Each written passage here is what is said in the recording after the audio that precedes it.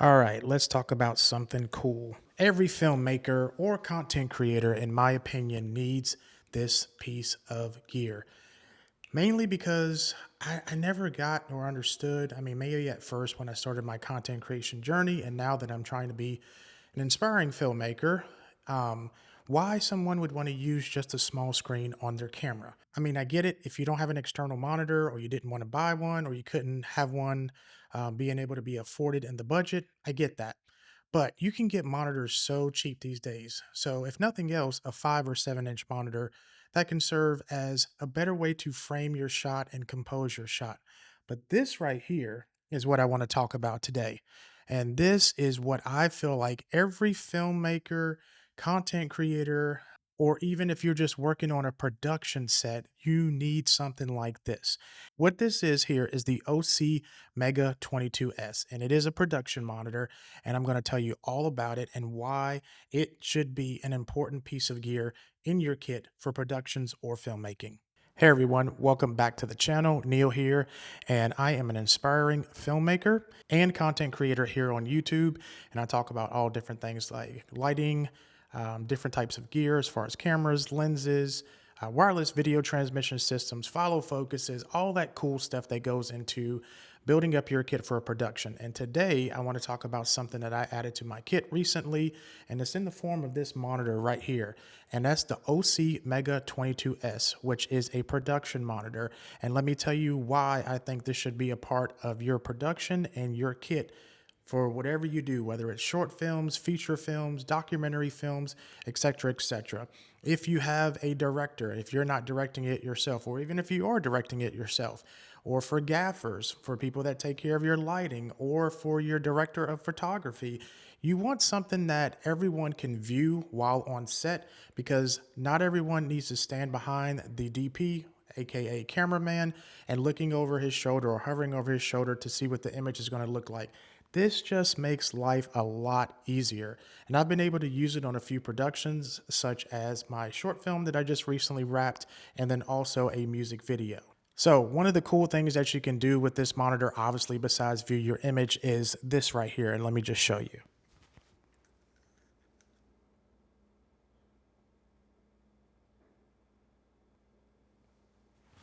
Easy as that. So again, directors, DPs, someone who's doing your lighting, which is gaffing, or your first AC, someone that needs to pull focus. This is going to make life a whole lot easier on set by having such a big and large display to be able to do so. And yes, it does cost a bit of money for, being able to just have a bigger screen. This comes in at around $1,399, but it's worth it. You take care of it, it's going to last, and it's going to be so beneficial to the people that you have working on set with you. Trust me, it is coming so handy. Now, before we get started talking about this monitor, I did want to go ahead and say that OC did send this monitor to me for review. They don't get to see this video before it is posted, and my thoughts are just my own. They have no influence on my thoughts. So, spoiler alert, as you can probably already tell, I love this monitor. It has been tremendously helpful.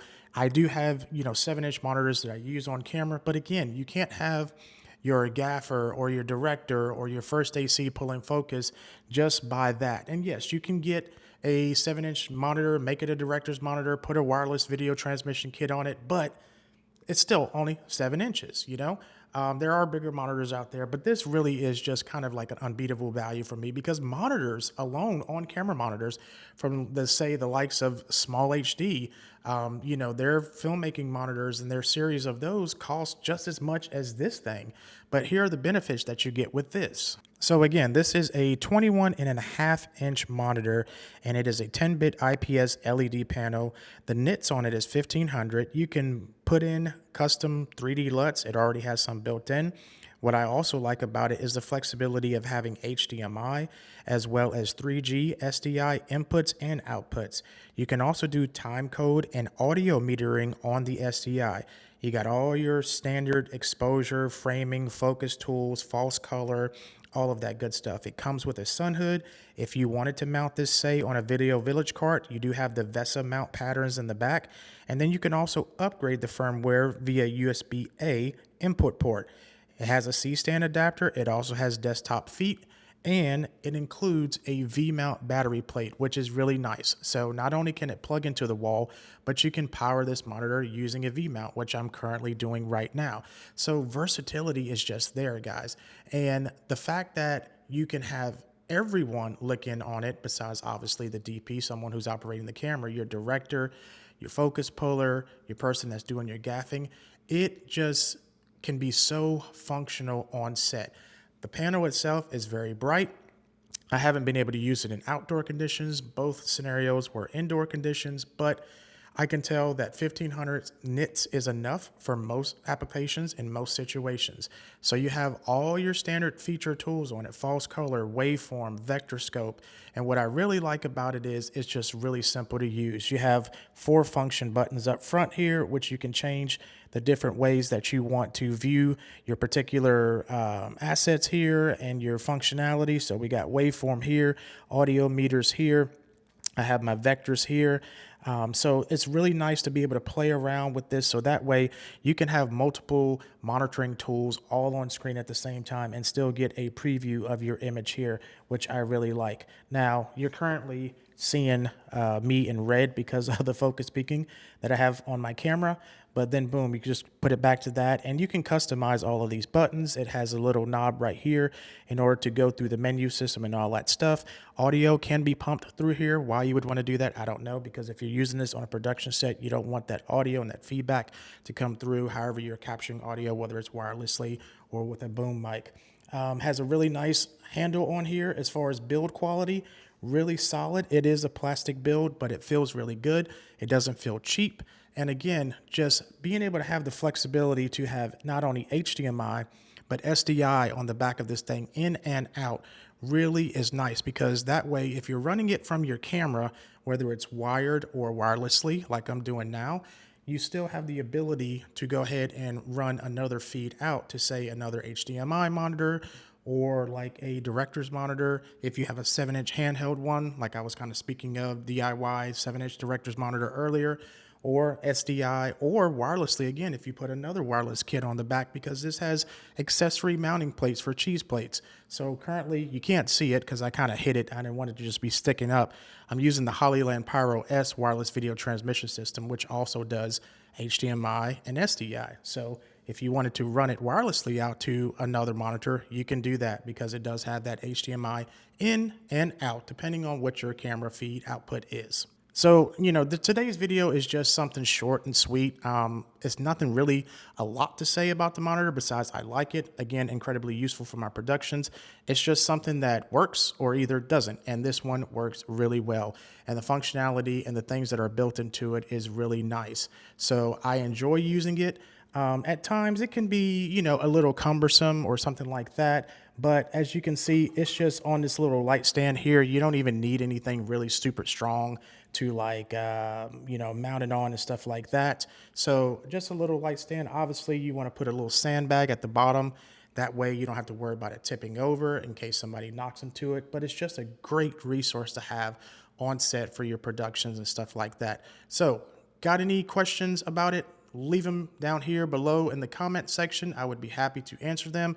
Again, the OSEE Mega 22S production monitor, 21.5-inch IPS panel. It's just fantastic, guys. I really love it. So I'm going to be doing more about this, but this was just basically an overview and something that I think people should know about. You may already know about production monitors. And I know you may be thinking like, wow, man, $1,400 is a lot. Trust me, it's not a lot for what you get in this. Again, other monitors like small HD monitors, some Atomos monitors like the Shogun Ultra, they cost just as much as this, but you're getting a 22-inch. I would much rather have this on set and a small 5 or 7-inch, not so expensive monitor, maybe $300-400 on my camera, and be able to have this so everyone can see it. Also, if you're doing client work, if you're somewhere and the client's in the next room, or the client wants to see a preview of, what you're shooting for them as far as content, this is awesome to have. And yes, you can have a smaller monitor, but this is nice if you have 2 or 3, 4 people, if you're in an office setting or something like that, and they kind of want to see what's going on, what's being shot. So that's another useful way that you can, basically use this production monitor. So let me know your thoughts in the comments. I would genuinely like to hear them. and know what you think about the monitor. More to come on it. I just wanted to throw this out there real quick. Sorry if there's a massive echo in here. I just moved into my house and I haven't got my YouTube set up yet. So I'm like really trying to get that done, but I got to move a bunch of stuff from my office to now my home studio setup in order to do that. So I hope you guys enjoyed this video. Again, questions, leave them in the comments below. I'll leave a link to the product in the description. And until next time, be safe, be kind, be creative, and take care of each other. See ya.